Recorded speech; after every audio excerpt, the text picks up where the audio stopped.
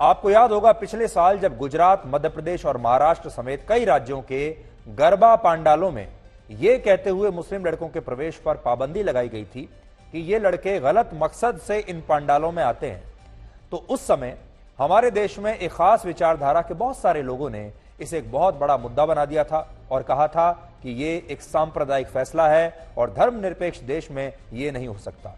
भारत जैसे धर्मनिरपेक्ष देश में मुस्लिम लड़कों को गरबा पंडालों में प्रवेश करने से रोकना बहुत ही दुर्भाग्यपूर्ण है और इससे भारत की धर्मनिरपेक्षता की हत्या की जा रही है। यह रिएक्शन था पिछले साल जब गरबा पंडालों में मुस्लिम युवकों को जाने से रोका गया था। लेकिन आज जब देश के अलग अलग राज्यों में हिंदू लड़कों को, गैर मुस्लिम लड़कों को मुस्लिम लड़कियों के साथ कहीं पर भी आने जाने पर इस तरह से पीटा जा रहा है और मुस्लिम लड़कियों को भी इसके लिए खुलेआम सार्वजनिक रूप से वीडियो बनाकर शर्मिंदा किया जा रहा है, तो क्या इससे अब भारत की धर्मनिरपेक्षता की हत्या नहीं हो रही? यह पूरा मामला कितना गंभीर है, इस बात को आप एक और घटना से आज समझिए।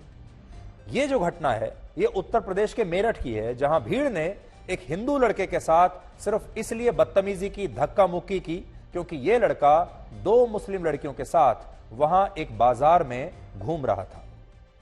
पुलिस के मुताबिक जब इन लड़कियों ने इस लड़के को उसके नाम से पुकारा तो वहां मौजूद कुछ लोग इस हिंदू लड़के को और इन मुस्लिम लड़कियों को घेर कर खड़े हो गए और इस भीड़ में शामिल कुछ लोगों ने इस दौरान इन लड़कियों से अपना नकाब हटाकर अपना चेहरा दिखाने के लिए कहा और उनसे यह भी पूछा कि वो मुसलमान होते हुए एक हिंदू लड़के से दोस्ती कैसे कर सकती हैं।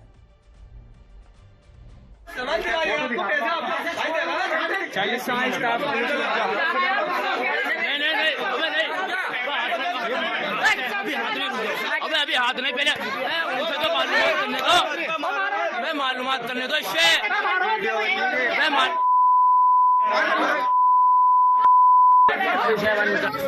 अरे कैसे दोस्त है ये तो बताओ, हिंदुओं को दोस्त बनाओगे तुम?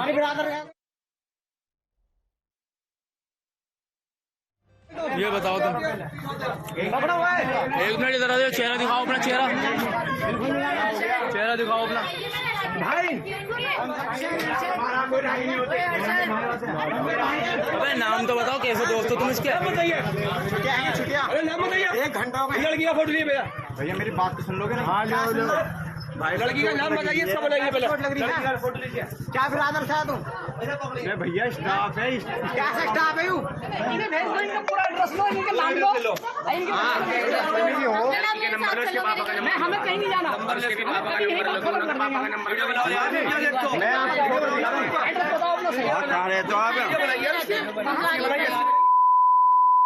इसकी लड़की साथ चल रही है, सामान ले रही है, वो लड़का पीछे भी नहीं चल रहा है। भैया सामान इसका है भी नहीं, कसम सवाल लो।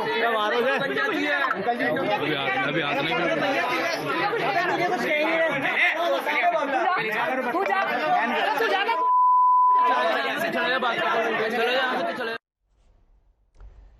ये घटना 13 मई की है जिसमें अब तक एक आरोपी की गिरफ्तारी भी हो चुकी है और पुलिस का कहना है कि इस मामले में जिन मुस्लिम लड़कियों और हिंदू लड़के के साथ ये बदसलूकी की गई वो तीनों एक ही कंपनी में काम करते थे, यानी ये तीनों लोग सहयोगी थे, एक जगह काम करते थे और उस दिन वो अपने एक और दोस्त के लिए एक गिफ्ट खरीदने के लिए इस बाजार में आए थे।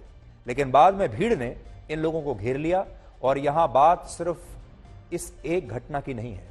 आप मुजफ्फरनगर की एक और घटना देखिए जिसमें कुछ लोगों ने एक बाइक का पीछा किया और पीछा करके एक हिंदू लड़के को इसलिए रोक लिया क्योंकि यह लड़का एक मुस्लिम लड़की के साथ कहीं जा रहा था। इसने मुस्लिम लड़की को अपनी बाइक पर बैठाया हुआ था और इस दौरान इन लोगों ने जबरदस्ती इस लड़की का नकाब हटाने की कोशिश की और इस मामले में भी पुलिस 4 आरोपियों को गिरफ्तार कर चुकी है। यह भी देखिए आप।